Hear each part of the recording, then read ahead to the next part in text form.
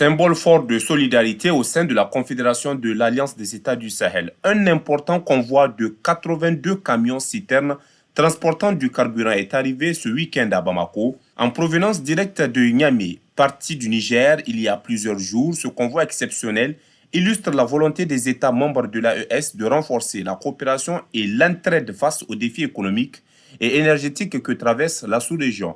Pour les autorités nigériennes, il s'agit avant tout d'un geste fraternel, un appui concret à un pays partenaire qui fait face à une demande croissante en produits pétroliers. Niamey rappelle ainsi l'importance d'une solidarité active et pragmatique entre pays voisins, un principe que la Confédération de l'Alliance des États du Sahel cherche à promouvoir depuis sa création.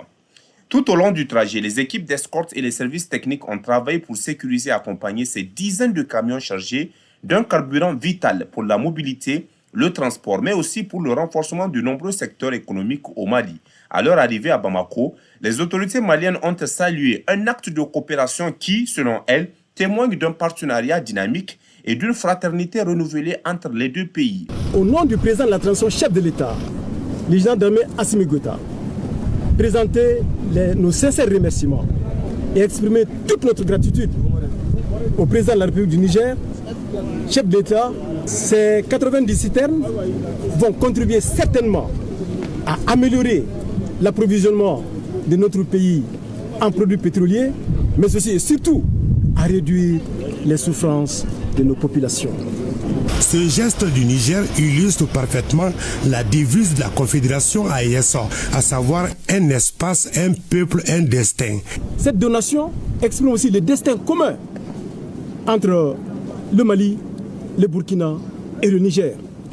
C'est pourquoi, Excellence, Monsieur le Président de la République du Niger, chef de l'État, général d'armée Abdraman Tchani, votre générosité inspire les peuples de l'AES et les motive davantage à se mobiliser, à être déterminés, à assurer le destin et la souveraineté de nos peuples. Je tiens particulièrement à adresser à l'ensemble des chauffeurs et leurs apprentis qui ont fait partie de cette mission, saluer leur courage, leur engagement, leur détermination et surtout leur dévouement à apporter leurs contributions au règlement de la crise des hydrocarbures dans notre pays.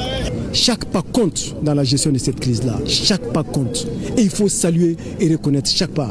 Ça vient appuyer, disons, les mesures déjà prises par le gouvernement du Mali pour aider, en tout cas pour renforcer, disons, la disponibilité des produits pétroliers. Au-delà du simple transport de carburant, cette opération apparaît comme un exemple concret de la nouvelle dynamique d'intégration voulue au sein de l'Alliance des États du Sahel.